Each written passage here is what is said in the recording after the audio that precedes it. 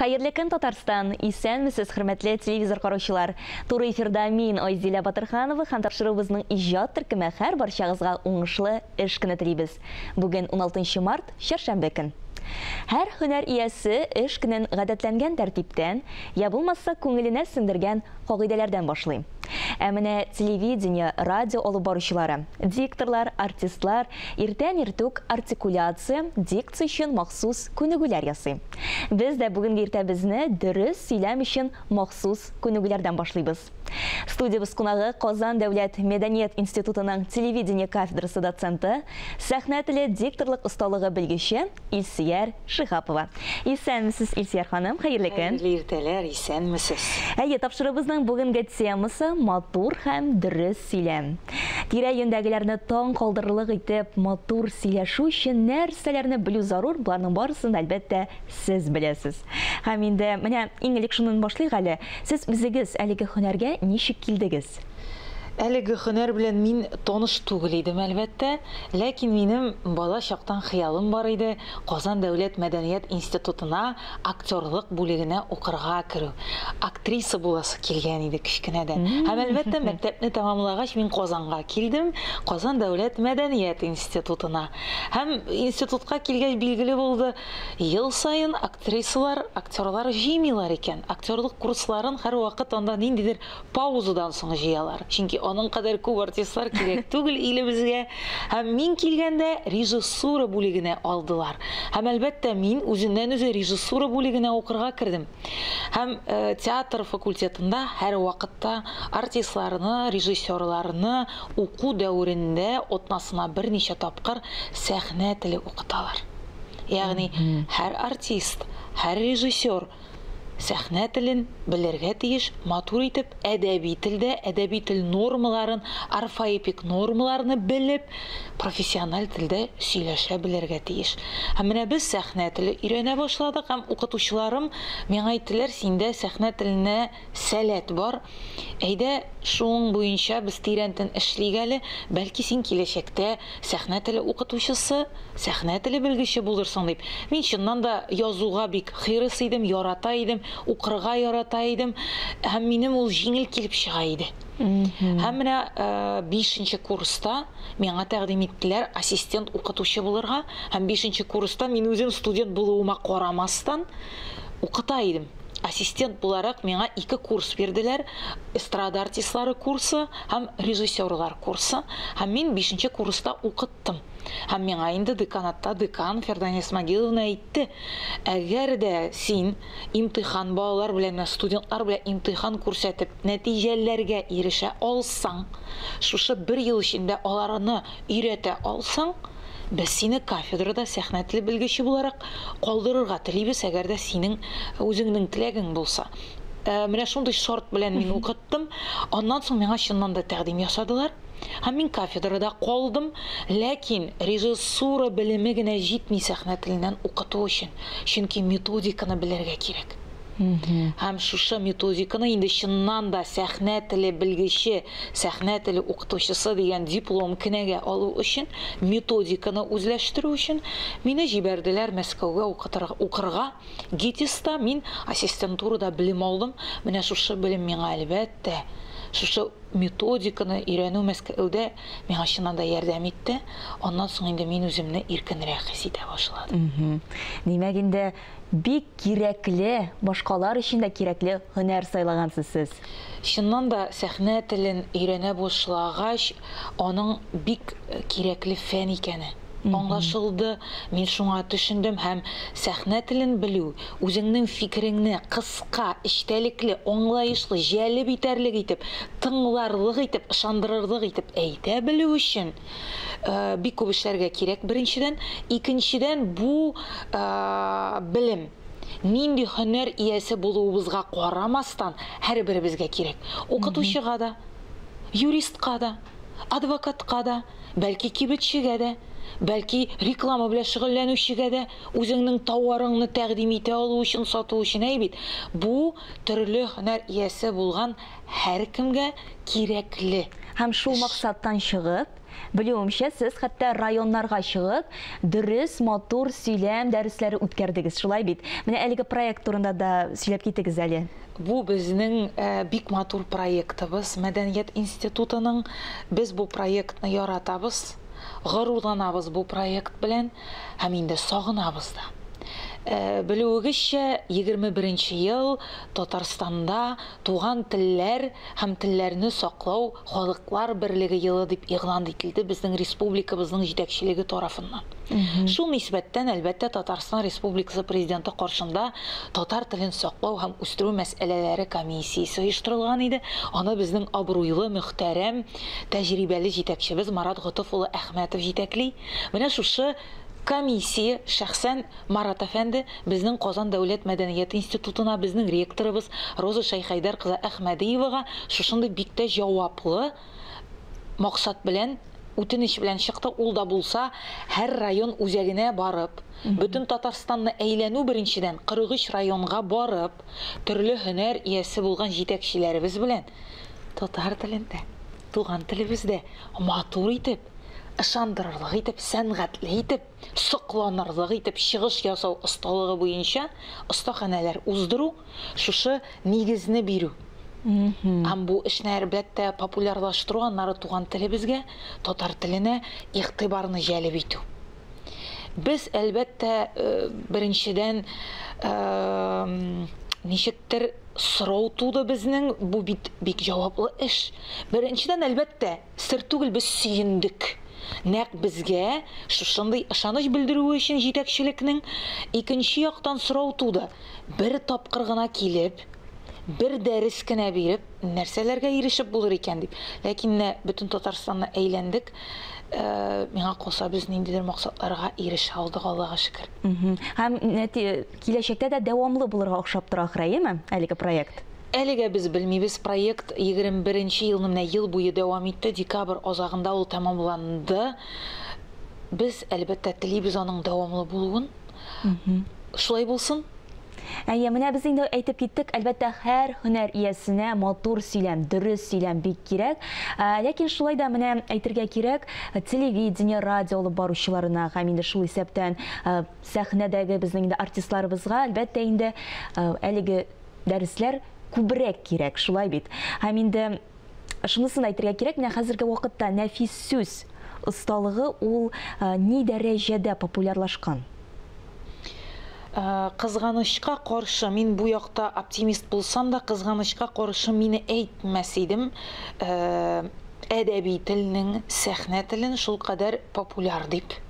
Бигрәк тә безнең татар мәдәнияте, сәнгате дөньясында.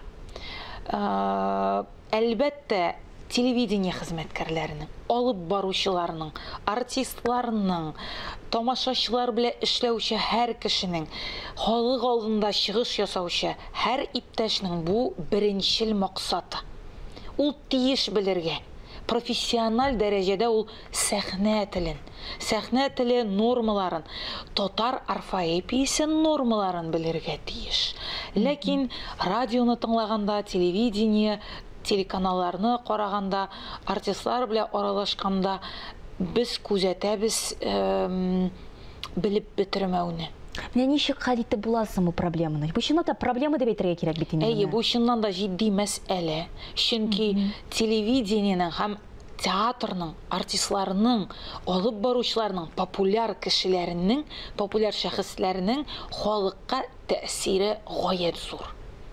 Шул нисбәттән, әгәр дә аларның теле җәлеп итәрлек, сокланырлык, матур булса, ул безнең телебезгә игътибарны гына халык тарафыннан, яшьләр тарафыннан юнәлтәчәк, күтәрәчәк популярлыкны бит.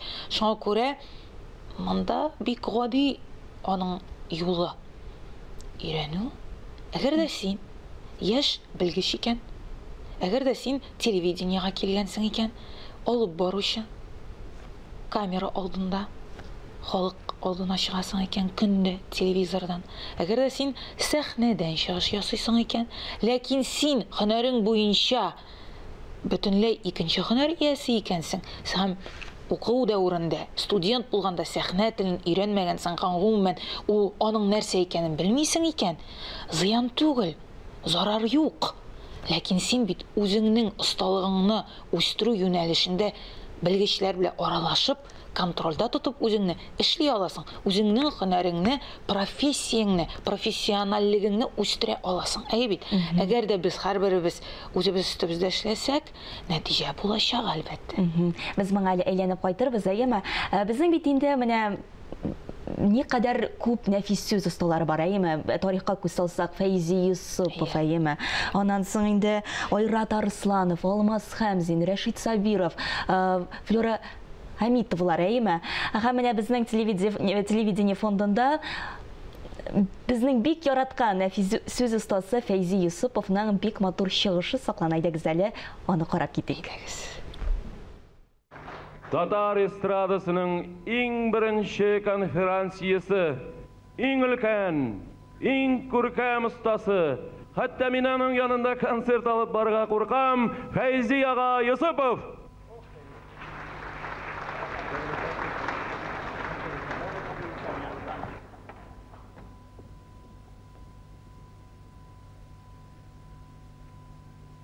Assalamu alaikum kardeşler. Assalamu alaikum millettaşlar. Assalamu alaikum yaş jilkinşaklar. Ve alaikum assalam kort silkinşaklar.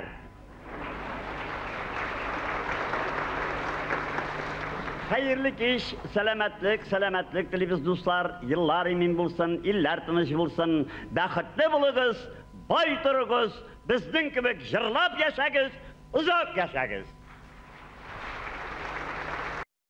Менә шулай иртәдән матур кәефтән башладык, без әйме яхшы кәефтән. Фәйзи ага Юсуповның матур теләкләреннән.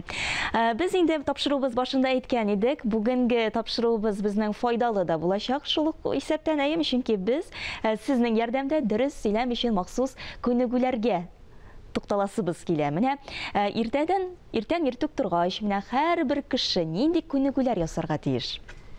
Һәрбер кеше дип мин куркам инде әйтергә. Һәрбер кеше дә матур сөйләшергә тиеш дип әйттек. Шуңа күрә. Әгәр дә без чыннан да шундый максатны куябыз икән, без аңларга тиешбез төп бер профессиональ төшенчәне. Ул да булса, матур тавышның нигезе ул профессиональ диафрагматик сулыш. Һәм һәр эш башланырга тиеш сулышны көйләү. Бердән тулысынча үзеңнең ничек сулаганыңны онытып, яшәү рәвешенә әйләнергә тиеш профессиональ диафрагматик сулыш. Һәм диафрагматик сулышның нигезендә әле тынычлану, начар уйлардан арыну, матур күтәренке кәеф белән булуда, булар барысы бергә бәйле. Беренчедән, икенчедән диафрагматик сулыш ул профессиональ төшенчә генә түгел, ул гомумән кеше үзен эштән әйбәт хис итсен өчен, авырмас өчен, менә салкын һавада тиз генә йогышлы авырулар юктырмас өчен дә, тормыш, көн күреш өчен дә бик тә файдалы сулыш системасы. Һәм әлбәттә мин барлык профессиональ кешеләргә, аннан соң барлык тамашачыларыбызга тәкъдим итәм шушы сулышны үзләштерергә һәм иртән торгач гади генә бер күнегү эшләргә. Күз алдына китерегез, уяндыгыз, аякларыгызны диваныгыздан асылындырып, диванга утырдыгыз. Игътибар итегез аркагызга. Әгәр дә бөкре булсагыз, турайып утырдыгыз.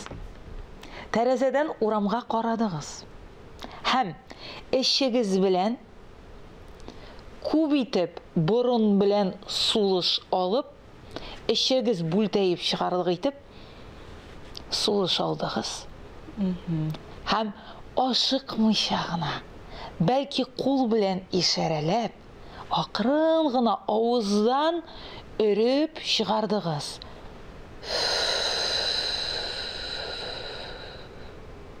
Никадәр озаграк чыгарсак, безнең кәефнең күтәренке булуына, безнең тавышыбызның опораға, эш мускулларына утыруга һәм матур югары тавыш түгел, урта регистр матур тавыш булуга, нәкъ шул урта регистр тавыш кына тыңланыла һәм кабул ителә. Без табигатыбыз белән шулай яратылган кеше, ул урта регистрны гына ышанычлы иптәш итеп, кабул итеп тыңлый ала. Шуңа күрә гади бер күнегү. Сулыш алдык. Чыгардык. Инде барлык тамашачыларыбыз да безнең арттан кабатлагандыр дип ышанып калабыз. Инде күбрәк шушы күнегүләр һәм инде моның белән генә шикләнми бит әле ул күнегүләр. Монда әлбәттә инде артикуляция өчендә, дикция өчендә бик күп күнегүләр. Алар барысы да менә сез алып килгән шушы бик матур китапларда бар, әйеме? Бар, чыннан да танышып китик инде. Менә 11-нче елда ук чыккан шушындый сәхнә теле китабы. Мин бу китапка бик озак килдем, һәм бу китап нәрсәсе белән кадерле миңа. Үземнең китабым, үземнең иҗатым, үземнең эшчәнлегем булу белән түгел. Иң беренче чиратта бу ГИТИСта укыганнан соң сәхнә теле күнегүләре эшләп, чыннан да бу күнегүләрнең 100% нәтиҗә бирүенә инанганнан соң, үзем тәҗрибәм аша сыналып, тикшерелгән һәм күбесе үзем уйлап табып, үзем тәҗрибә үткәреп, нәтиҗәсе барлыгына инанган күнегүләр тупланган. Бу китапта мондый китаплар рус сәхнә теле буенча бихисап. Ләкин кызганычка каршы татар сәхнә теле буенча гомумән кулланмалар, китаплар юк диярлек. Шуңа күрә бу кадерле китап. Безнең Мәдәният институтының китапханәсендә бар бу китаплар. Һәм әлбәттә мин сезгә дә алып килдем. Бәлки минем сезнең профессионаллыгыгызда һеч тә шигем юк, сакланып утырам. Ләкин шуннан да кайвакыт үзеңне тикшереп алу өчен, үзеңне формада тоту өчен Камиллеккә шикләр юк. Бер нигез, бер күңелле җирлек булырга мөмкин. Шуңа күрә сезгә калдырам. Һәм менә соңгы елларда инде 20-нче елда чыккан китап җитәкчеләр өчен практик кулланма, ул да булса чыгыш ясау сәнгате һәм әдәби сөйләм дип аталган кулланма. Бу инде минем хезмәттәшем Земфира Әдип кызы Ибятова белән берлектә язылган китап. Бу китапны Марат Гытов улы үзе нәшер итте. Мин моны безгә ышаныч һәм безгә бүләк дип кабул итәм, чөнки әле китапны язу бер нәрсә, ләкин аны чыгару матди чыгымнар таләп итә. Бу инде менә Марат Гытов улы Кабмин тарафыннан чыгарылган китап. Бик яхшы кулланмалар, әлбәттә инде булар барысы да безнең өчен дә, профессионаллар өчен дә дип әйтегәндә, һәм инде бик күп кешеләр өчен дә файдалы кулланмалар. Чынлап бүгенге иртәбез шул кадәр файдалы башланды. Бик зур рәхмәт сезгә, Илсөяр ханым, безгә шундый дөрес, матур күнегүләр күрсәткәнегез өчен, һәм инде әлбәттә бүгенге иртәгезне безнең белән башлаганыгыз өчен. Бик зур рәхмәт сезгә. Татар телебездә матур итеп сөйләшик әле. Бик зур рәхмәт. Кеше кайда гына төпләнмәсен, нинди генә югарылыкларга ирешмәсен, туган туфрагыннан, туган җиреннән улы була алмый. Кечкенәме, зурмы, баймы, ярлымы, кендек каны тамган җир бердән-бер изге җир. Иҗатчы өчен туган җир 100 мәртәбә газизрәк, чөнки иҗатның чишмә башы туган җир дип яза Марат Әмирханов. Туган җиребезнең, газиз кешеләребезнең кадерләрен белик дигән изге теләктә бүгенгә сезнең белән саубуллашабыз. Исән-имин булыгыз.